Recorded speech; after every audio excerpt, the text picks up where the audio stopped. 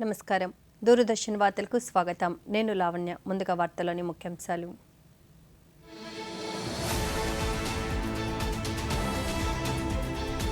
రేపటి నుంచి రాష్ట్రపతి ద్రౌపది ముర్ము తూర్పు యూరప్ పర్యటన.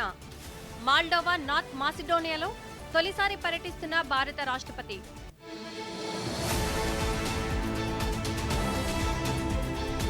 తొలి ప్రైవేట్ రాకెట్ విక్రమ్-1 ప్రయోగం విజయవంతం. అంతరిక్షంలోకి ప్రధాని మోదీ వందే మాతరం పోస్ట్ కార్డు.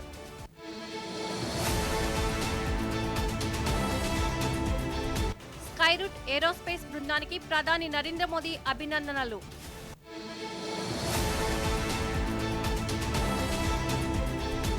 స్వచ్ఛతా లక్ష్య సాధనలో ప్రభుత్వానికి ప్రజలు సహకరించాలన్న ముఖ్యమంత్రి చంద్రబాబు నాయుడు.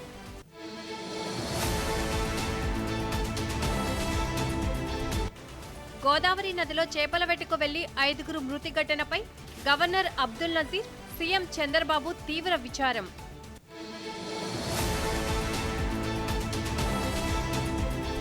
72వ జాతీయ చలనచిత్ర అవార్డులను ప్రకటించిన కేంద్రం.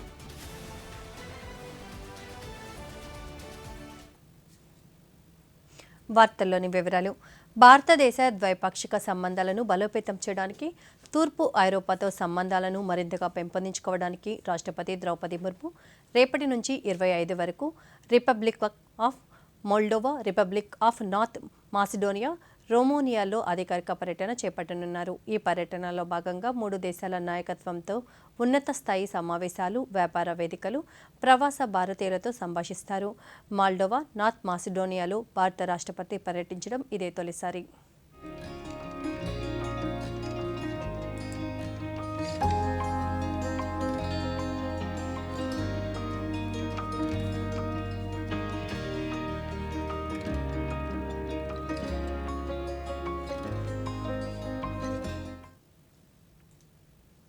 మిషన్ ఆగమన్ కింద భారతదేశపు మొట్టమొదటి ప్రైవేటుగా అభివృద్ధి చేసిన ఆర్బిటల్ రాకెట్ విక్రమ్-1 తన చివరి బర్ను పూర్తి చేసుకుని పేలోడ్లను 450 కిలోమీటర్ల కక్షలోకి ప్రవేశపెట్టి విజయవంతంగా నింగిలోకి దూసుకువెళ్లింది.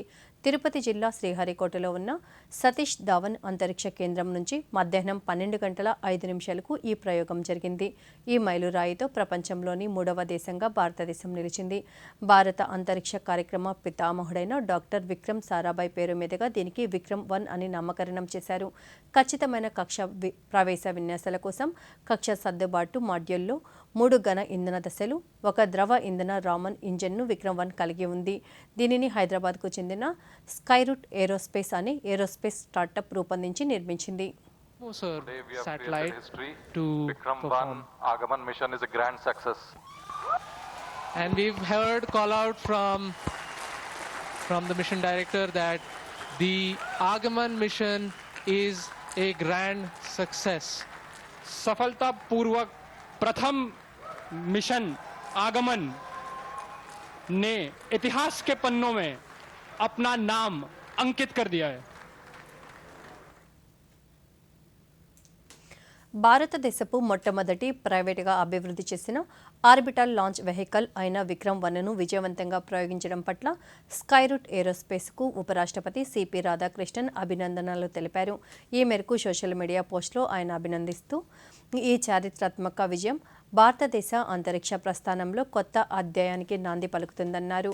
ప్రైవేట్ అంతరిక్ష రంగంలో పెరుగుతున్న బలాన్ని ప్రదర్శిస్తూ స్వదేశీ ఆవిష్కరణలను ముందుకు తీసుకువెళ్తూ ప్రపంచ అంతరిక్ష శక్తిగా భారతదేశ ఆవిర్భావాన్ని మరింత బలోపేతం చేస్తుందన్నారు. ఈ ప్రయోగం భారతదేశ అంతరిక్ష ఆర్థిక వ్యవస్థ అపారమైన సామర్థ్యాన్ని ప్రతిబింబిస్తుందన్నారు. స్కైరూట్ ఏరోస్పేస్లోని మొత్తం బృందానికి శుభాకాంక్షలు తెలిపారు. 2, 1, 0. And we have liftoff of Vikram-1.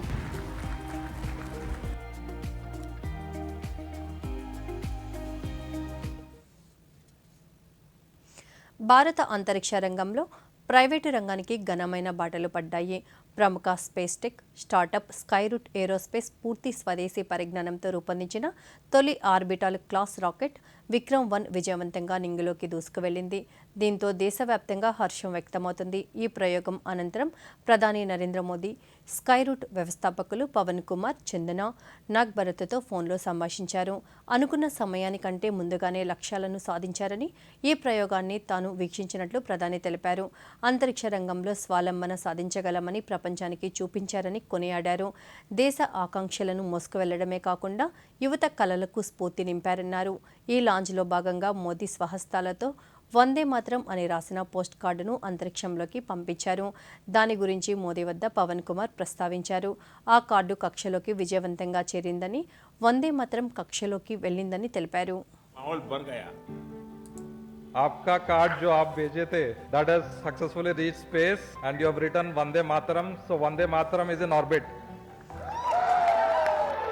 आपका जो कुछ भी मिशन है मैं इसको एक प्रकार से वंदे मातरम मिशन ही देखता हूँ कि भारत माँ की गरिमा को नई ऊंचाइयों पर पहुंचाना, नई पीढ़ी को टेक्नोलॉजी को लाभ देना और नई पीढ़ी को टेक्नोलॉजी में आने के लिए प्रेरित करना हर प्रकार से। और उसमें से मेरे मन में विचार आया तक लंबा कुछ ना लिखूं, सिर्फ वंदे मातरम मेरे भाव व्यक्त करूं। और आज इस सफलता के साथ वंदे मातरम का भाव भी नई ऊंचाइयों को पार कर रहा है। The entire team of Skyroot, entire India is really proud of your initiative to start the space program, open it up to private sector, and now we see historically first time probably a private company have built and successfully reached an orbit in the first attempt. Thanks a lot. It's happening from India, and this is a 100. భారత అంతరిక్ష యాత్ర కొత్త శిఖరాలకు చేరుకుందని ISRO chairman వి నారాయణ్ అన్నారు. భారతదేశపు తొలి private rocket విక్రమ్-1 విజయవంతంగా ప్రయోగించబడిన అనంతరం ఆయన మీడియాతో మాట్లాడుతూ విక్రమ్-1 తొలి ప్రయోగం విజయవంతమైనట్లు తెలిపారు.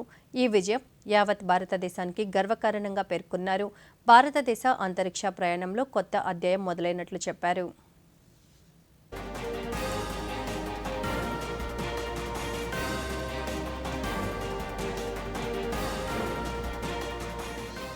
Today, achievement is a great achievement for the Indian space sector, and we have to really thank our Honorable Prime Minister of India, Sri Narendra Modi ji, for his visionary leadership and direction for taking the space program to much greater heights. The Skyroot Aerospace System started just 8 years back and developing a orbiter launcher and making a successful mission in the first attempt. It's really a great achievement, great satisfaction for everyone. ప్రభుత్వానికి ప్రజలు సహకరిస్తేనే స్వచ్ఛతా లక్ష్యం సాధ్యమవుతుందని ముఖ్యమంత్రి నారా చంద్రబాబు నాయుడు పేర్కొన్నారు. కృష్ణా జిల్లా గుడివాడలో స్వర్ణాంధ్ర స్వచ్ఛంద్ర వేదికగా రాష్ట్రంలో పలు ఇంటిగ్రేటెడ్ సాలిడ్ వేస్ట్ మేనేజ్మెంట్ ప్లాంట్లను వర్చువల్గా ప్రారంభించారు. ఈ సందర్భంగా ముఖ్యమంత్రి మాట్లాడుతూ పచ్చదనం, పరిశుభ్రత ఉంటేనే మన లక్ష్యాన్ని సాధించగలమన్నారు. శాంతి భద్రతలు, సంక్షేమం, ఆదాయంతో మెరుగైన జీవన ప్రమాణాలు ప్రజలకు ఉండాలన్నదే ప్రభుత్వ లక్ష్యమన్నారు. రాష్ట్రంలో పూర్తి పారదర్శకంగా సుపరిపాలన అందిస్తున్నామని, ఎట్టి పరిస్థితుల్లోనూ అవినీతి సహించబోమన్నారు.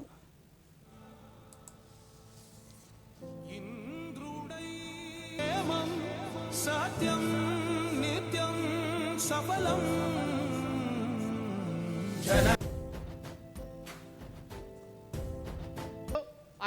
రైతులందరికీ అన్నదాత సుఖీభవ పిఎం కిసాన్ కింద ప్రతి సంవత్సరం 20,000 రూపాయలు మీ అకౌంట్లో వేసే ఏకైక ప్రభుత్వం ఎన్డీఏ ప్రభుత్వం. ఈ నెలలోనే ఎంతమంది పిల్లలుంటే అంతమంది పిల్లల కోసం తల్లుల అకౌంట్లో తల్లికి వందనం డబ్బులేస్తామని మీ అందరికీ హామీ ఇస్తున్నా.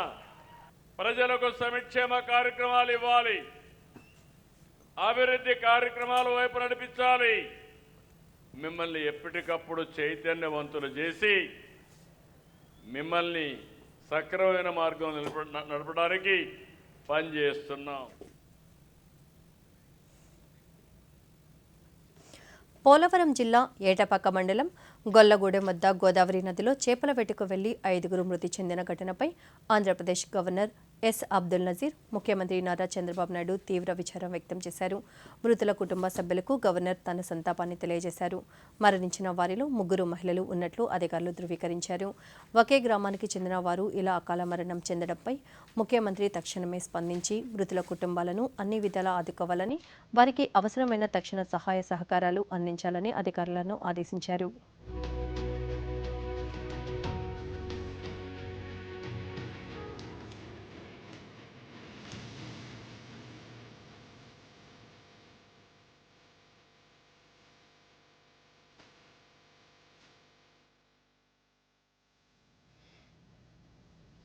విజయవాడ నగర ప్రజలకు మెరుగైన మౌలిక సదుపాయాలు కల్పించడంతో పాటు వాయు కాలుష్యం తగ్గించేలా భారతీనగర్, గురునాయక్ కాలనీలో మెయిన్ రోడ్డుకు హాట్ మిక్స్ పద్ధతిపై తార్ రోడ్డు, ఇరుపక్కల ఫేవర్ బ్లాక్లు నిర్మించే పనులకు కేంద్ర పౌర విమానయాన శాఖ మంత్రి కింజరాపు రామ్మోహన్ నాయుడు ఈరోజు శంకుస్థాపన చేశారు. ఈ కార్యక్రమంలో పార్లమెంట్ సభ్యులు కేశినేని శివనాథ్, తూర్పు నియోజకవర్గం శాసనసభ్యుడు గద్దె రామ్మోహన్ పాల్గొన్నారు. ఈ సందర్భంగా కేంద్ర మంత్రి మాట్లాడుతూ ప్రధానమంత్రి నరేంద్ర మోదీ నేతృత్వంలో దేశవ్యాప్తంగా నాణ్యమైన మౌలిక వసతుల కల్పనకు కేంద్ర ప్రభుత్వం అత్యంత ప్రాధాన్యత ఇస్తుందన్నారు. ప్రజలకు మెరుగైన రహదారులు, పాదాచారులకు సురక్షితమైన ఫుట్పాత్లు, కాలుష్య నియంత్రణ వంటి అంశాలను దృష్టిలో ఉంచుకొని 15వ ఆర్థిక సంఘం నిధులతో చేపడుతున్న ఈ అభివృద్ధి పనులు విజయవాడ నగరంలో వాయు కాలుష్యం తగ్గుముఖం పడుతుందని తెలిపారు. శంకుస్థాపన చేయడం జరిగింది. దానితో పాటు ఓవరాల్గా తీసుకుంటే 15th ఫైనాన్స్ కమిషన్లోనే సుమారు 15 కోట్ల రూపాయలతో టౌన్ని సర్వసుందరంగా తయారు చేయడానికి ఇక్కడ ఉన్నటువంటి రోడ్స్ని బ్యూటిఫై చేయడం, వెడల్పు చేయడం, అలాగే రీలేయరింగ్ చేయడం, కొత్త రోడ్స్ వేయడం, ఈ అన్ని కార్యక్రమాలు కూడా పెట్టుకున్నాం. ఈరోజు భారతదేశంలోనే అన్నిటికంటే ఫాస్ట్గా అభివృద్ధి చెందినటువంటి రాష్ట్రం ఏదైనా ఉందనంటే అది మన ఆంధ్రప్రదేశ్ రాష్ట్రం అనే మాట మనం అందరం దక్కించాం. గుంటూరు ప్రభుత్వ సమగ్ర ఆసుపత్రిలో 10 కోట్ల రూపాయలతో నిర్మించనున్న ప్రత్యేక ఆర్థోపెడిక్ బ్లాక్లను కేంద్ర గ్రామీణాభివృద్ధి కమ్యూనికేషన్ శాఖల సహాయ మంత్రి డాక్టర్ పెమ్మసాని చంద్రశేఖర్ ఈరోజు శంకుస్థాపన చేశారు. గుంటూరు స్థానికులైన డెక్కన్ టొబాకో యజమాని షఫీక్ అందించిన 10 కోట్ల రూపాయలతో నిర్మించనున్న ఈ బ్లాక్లో 2 ఆపరేషన్ థియేటర్లు, ఎక్స్రే, ఈసీజీ, అల్ట్రాసౌండ్ సదుపాయాలతో పాటు ప్రతి నెల 10 నుండి 12,000 మంది ప్రతి నెల ఈ బ్లాక్ నుండి సేవలు పొందనున్నట్లు మంత్రి తెలిపారు. రోజుకు 350 అవుట్ పేషెంట్లు వైద్య సేవలు పొందవచ్చన్నారు. 18 నెలల్లో దీనిని పూర్తి చేసేలా ముందుకు వెళ్తామని మంత్రి వివరించారు. దాదాపు 10 కోట్లు లేదా దానికంటే కొద్దిగా 1-2 crores ఎక్కువైనా కూడా ఆర్థో అండ్ ట్రామా బ్లాక్కి ఈరోజు శంకుస్థాపన చేయడం జరిగింది. 100 బెడ్లు ఉంటాయి, 85 ఏమో వార్డుల్లో బెడ్లు, 15 ఐసీయూ బెడ్లు, G+5 ఫ్లోర్స్ అన్నారు. అయితే మనం ఇప్పుడు పార్కింగ్ కూడా ఒక ఫ్లోర్ ఉంటే బాగుంటుందని అడుగుతా ఉన్నాం. ఇందులో 2 ఆపరేషన్ థియేటర్లు ఉంటాయి. గ్రౌండ్ ఫ్లోర్లో ఎక్స్రే, ఈసీజీ, అల్ట్రాసౌండ్, అదేవిధంగా డ్రెస్సింగ్ రూములతోటి ఓపీ ఉంటుంది. ఇక్కడ 18 నెలల్లో దీన్ని కంప్లీట్ చేయాలనేటువంటి ముఖ్య ఉద్దేశం. దాదాపుగా ఇక్కడ ప్రతి నెల 10 నుంచి 12,000 మంది ఆర్థో ట్రామా బ్లాక్ ఇక్కడికి వస్తారు. 350 సర్జరీలు జరుగుతాయి ఇక్కడ. డ్రగ్స్ రహిత సమాజం దిశగా రాష్ట్రాన్ని పయనింప చేయడానికి రాష్ట్ర స్థాయిలో ఏర్పాటు చేసిన ఈగల్ ఈరోజు తెనాలిలో సంకల్పం కార్యక్రమాన్ని నిర్వహించింది. డ్రగ్స్కు దూరంగా ఉండాలని విద్యార్థులను అవగాహన కల్పించే కార్యక్రమంలో భాగంగా స్థానిక వివేకానంద సెంట్రల్ స్కూల్లో నిర్వహించిన కార్యక్రమంలో ఈగల్ ఐజీ ఆర్కే రవికృష్ణ పాల్గొన్నారు. ముందుగా డ్రగ్స్ వ్యతిరేక బ్రోచర్లను ఆవిష్కరించి విద్యార్థులతో మాదక ద్రవ్యాలకు దూరంగా ఉంటామని ప్రతిజ్ఞ చేయించారు. ఈ సందర్భంగా ఆర్కే రవికృష్ణ మాట్లాడుతూ విద్యార్థులు జీవితంలో ఒక స్పష్టమైన లక్ష్యాన్ని ఏర్పరచుకొని క్రమశిక్షణతో ముందుకు సాగాలని సూచించారు.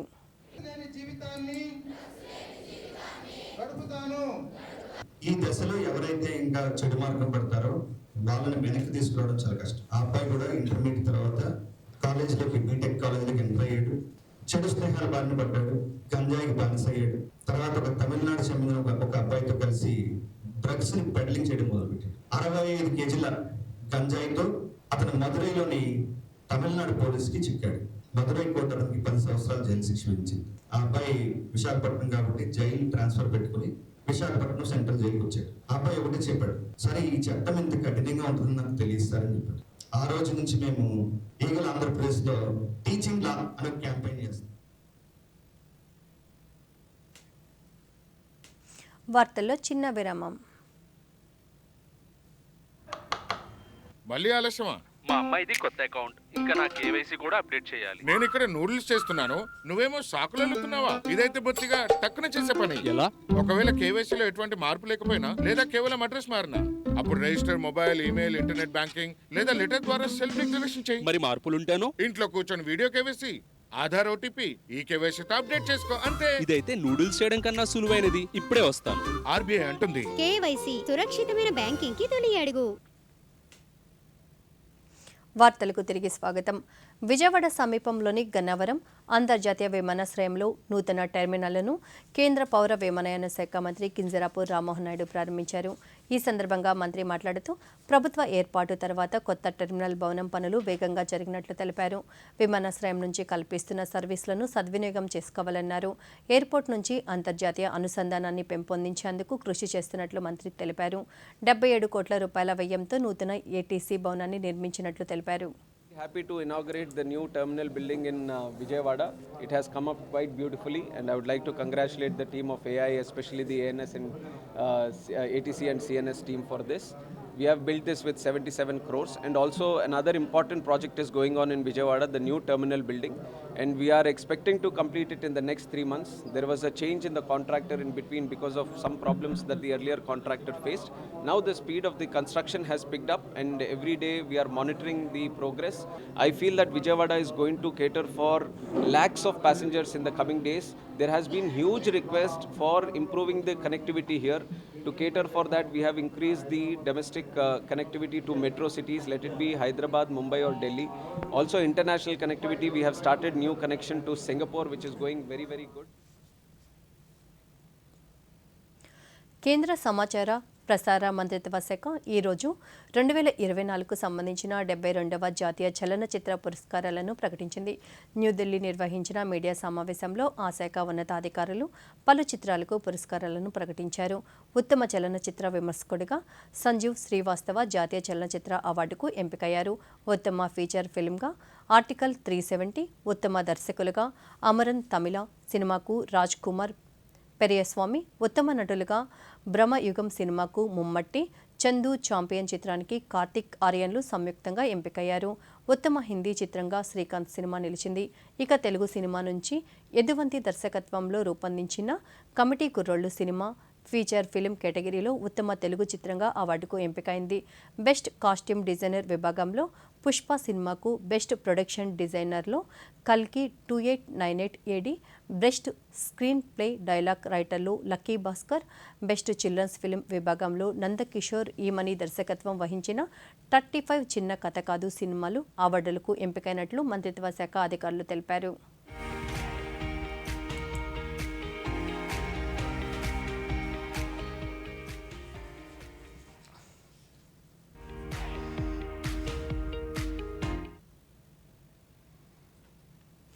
ఆధార్ యాప్ 4 కోట్ల డౌన్లోడ్లను దాటింది. ఎలక్ట్రానిక్స్, ఐటీ మంత్రిత్వ శాఖ తెలిపిన వివరాల ప్రకారం ఆధార్ యాప్ ప్రారంభమైనప్పటి నుంచి 11 లక్షలకు పైగా చిరునామా నవీకరణలకు వీలు కల్పించింది. అలాగే ఈ యాప్ దాదాపు 49 లక్షల మొబైల్ నెంబర్ నవీకరణలను సాధ్యం చేసిందని, నివాసితులు యాప్లోని బయోమెట్రిక్ లాక్ అన్లాక్ సదుపాయాన్ని 19 మిలియన్లకు పైగా ఉపయోగించుకున్నారని మంత్రిత్వ శాఖ తెలియజేసింది. ఆధార్ యాప్ను ఎక్కువగా వినియోగించడం అనేది ఆధార్కు సంబంధించిన అనేక రకాల సేవలను పెంపొందించేందుకు ఒకే చోట లభించే డిజిటల్ వేదికగా దాని ఆవిర్భావాన్ని ప్రతిబింబిస్తుందని మంత్రిత్వ శాఖ పేర్కొంది.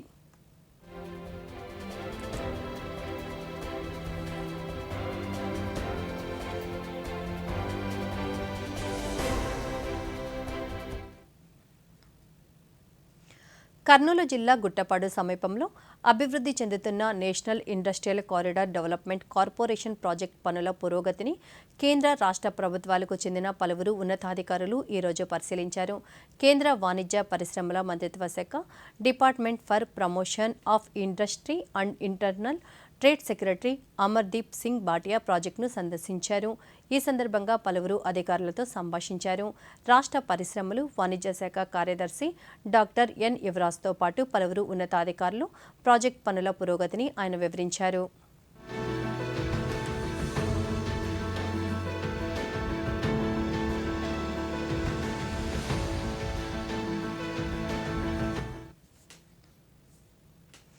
ఆరోగ్యవంతమైన సమాజమే దేశానికి బలమైన పునాది అని రక్షణ మంత్రి రాజ్నాథ్ సింగ్ పేర్కొన్నారు.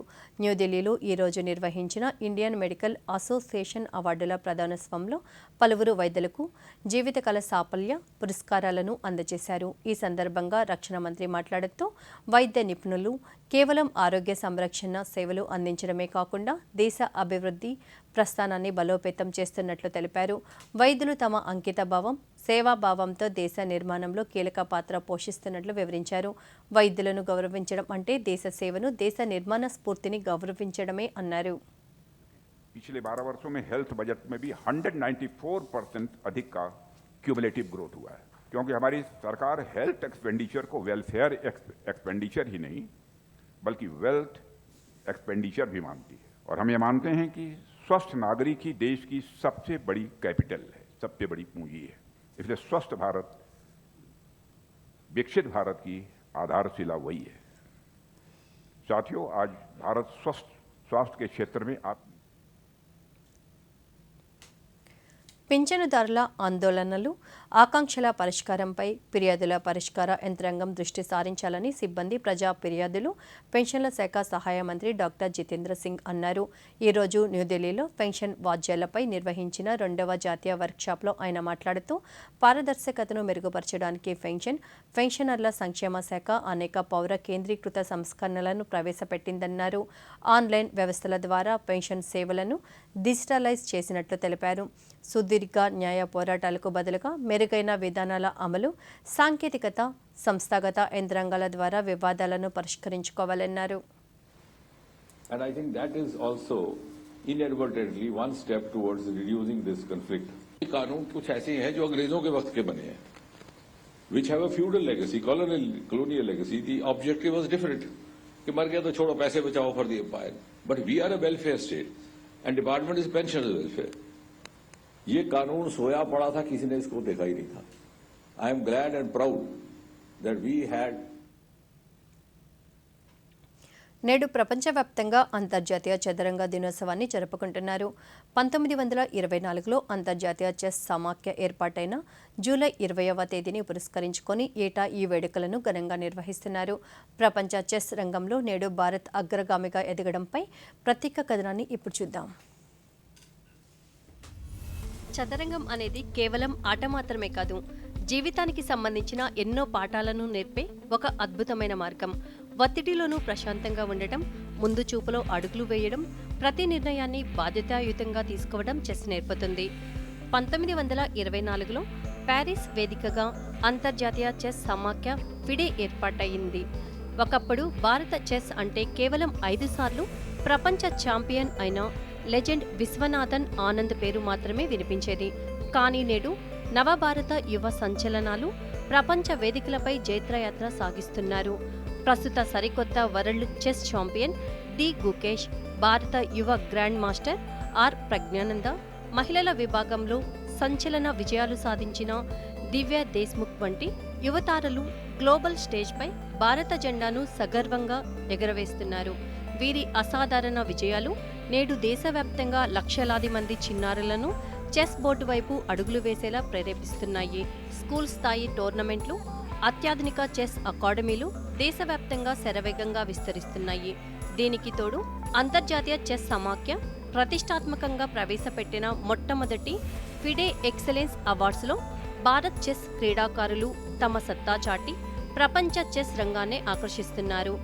ఎవ్రీ మూవ్ మ్యాటర్స్ అనే సరళమైన సందేశంతో సాగుతున్న ఈ అంతర్జాతీయ చదరంగ దినోత్సవం నవభారత యువతకు ఒక సరికొత్త దిశను చూపిస్తుంది. భారతీయ చేనేత రంగానికి, వస్త్ర సంప్రదాయాలకు, ఆధునిక ఆవిష్కరణలకు సరికొత్త వేదికగా నిలిచింది దేశ రాజధాని ఢిల్లీలోని ఐఎన్ఏలో ఉన్న ప్రసిద్ధ ఢిల్లీ హత్లో 6 రోజుల పాటు నిర్వహించిన వీవ్ ద ఫ్యూచర్ 4.0 ప్రదర్శన విజయవంతంగా ముగిసింది. ఈ జాతీయ వేదికపై దేశవ్యాప్తంగా విచ్చేసిన చేనేత కార్మికులు, ఫ్యాషన్ డిజైనర్లు, స్టార్టప్లు తమ నూతన ఆవిష్కరణలను ప్రదర్శించారు. ఈ కార్యక్రమంలో 100కు పైగా ప్రముఖ బ్రాండ్లు, కళాకారులు, డిజైనర్లు, రీసైక్లింగ్ కంపెనీలు పాల్గొన్నాయి. ఈ ప్రదర్శనను సందర్శించడానికి పెద్ద సంఖ్యలో విద్యార్థులు, ఫ్యాషన్ డిజైనర్లు, టెక్స్టైల్స్ రంగానికి చెందిన ప్రముఖులు తరలివచ్చారు.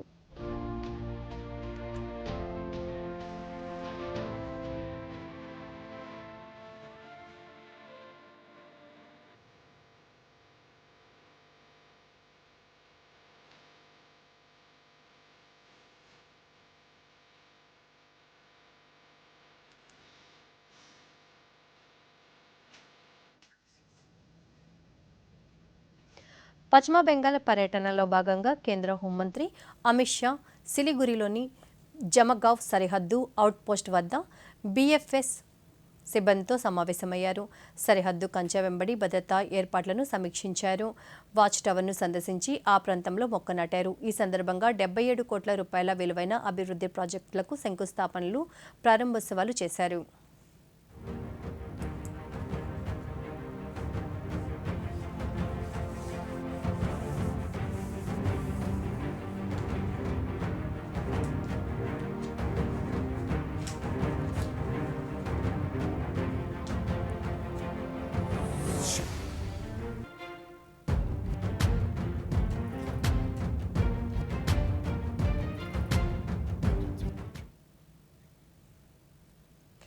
హర్యానాలోని గురుగ్రామ్ జాతీయ రహదారి 248పై 11,000 వోల్ట్ల హై టెన్షన్ వైరు తెగి రోడ్డుపై పడడంతో భారీ ట్రాఫిక్ జామ్ ఏర్పడింది.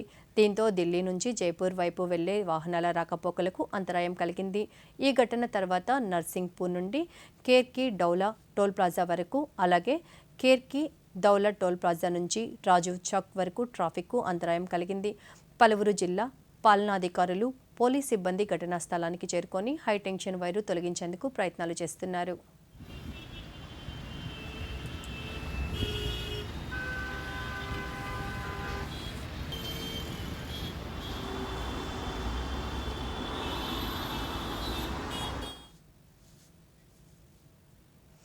$22,000 పెట్టుబడితో రోజుకు 1,00,000, నెలకు 30 లక్షల వరకు రాబడి వస్తుందని ప్రధానమంత్రి నరేంద్ర మోదీ, విదేశీ వ్యవహారాల శాఖ మంత్రి డాక్టర్ ఎస్ జయశంకర్ ఒక పెట్టుబడి వేదికను సమర్థిస్తున్నట్లుగా వస్తున్న వార్తల్లో వాస్తవం లేదని పీఐబీ ఫ్యాక్ట్ చెక్ పేర్కొంది. ఈ వీడియో నకిలీదని, కృత్రిమ మేధస్సు ద్వారా రూపొందించినదని తెలిపింది. మోసగాళ్లు ప్రజలను వంచడానికి తరచుగా ఏఐ ద్వారా సృష్టించిన కంటెంట్, కల్పిత ఆమోదాలు, అసాధారణమైన రాబడుల హామీలను ఉపయోగిస్తుంటారని, డబ్బు పెట్టుబడి పెట్టే ముందు, వ్యక్తిగత లేదా ఆర్థిక సమాచారాన్ని పంచుకునే ముందు అటువంటి వాదనలు అధికారిక మూలాల ద్వారా ఎల్లప్పుడూ ధృవీకరించుకోవాలని సూచించింది. No one else will be able to join. Everyone who registers an account today will earn 1 lakh rupees by the end of the day and up to 30 lakh rupees by the end of the month. Registration officially closes today at midnight. ప్రధానమంత్రి నరేంద్ర మోదీ తన మనసులోని భావాలను దేశ ప్రజలతో పంచుకునే మన్ కీ బాత్ కార్యక్రమం 136వ సంచిక ఈ నెల 26వ తేదీ ఆదివారం ఉదయం 11 గంటలకు ప్రసారమవుతుంది. ప్రజలు తమ అభిప్రాయాలను నమో యాప్ ద్వారా కానీ స్వర సందేశాలను 18011117800 నెంబర్కు ఈ నెల 24వ తేదీలోగా పంపవచ్చు. అలాగే www.mygov.in వెబ్సైట్ ద్వారా కానీ 1922 నెంబర్కు మిస్డ్ కాల్ ఇవ్వడం ద్వారా తిరిగి మన మొబైల్కు వచ్చే సంక్షిప్త సందేశంలోని లింక్ ద్వారా కూడా అభిప్రాయాలను తెలియచేయవచ్చు. ఆకాశవాణి సమన్వయంతో దూరదర్శన్ ఛానళ్లు మన్ కీ బాత్ కార్యక్రమాన్ని ప్రసారం చేస్తాయి. ఈ కార్యక్రమ తెలుగు అనువాదం వెంటనే దూరదర్శన్ సప్తగిరిలో ప్రసారమవుతుంది. जन जन से सीधा जुड़ाव, साथ आते हैं करोड़ों दिल और होती है देश के छोटे कस्बों गांव में उभरते इन వార్తలు ముగించే ముందు ముఖ్యాంశాలు.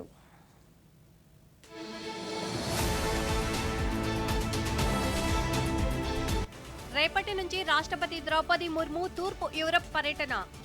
మాల్డోవా, నార్త్ మాసిడోనియాలో తొలిసారి పర్యటిస్తున్న భారత రాష్ట్రపతి.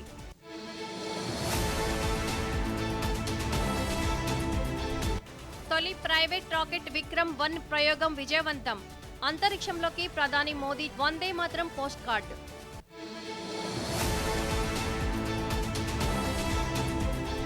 స్కైరూట్ ఏరోస్పేస్ బృందానికి ప్రధాని నరేంద్ర మోదీ అభినందనలు.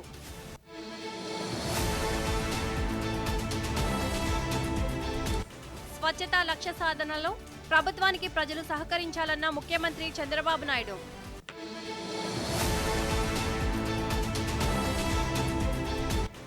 గోదావరి నదిలో చేపల వేటకు వెళ్లి 5గురు మృతి ఘటనపై గవర్నర్ అబ్దుల్ నజీర్, సీఎం చంద్రబాబు తీవ్ర విచారం.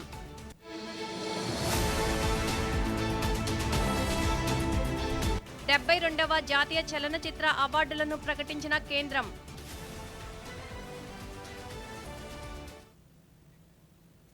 ఈ వార్తలు ఇంతటితో సమాప్తం. నమస్కారం.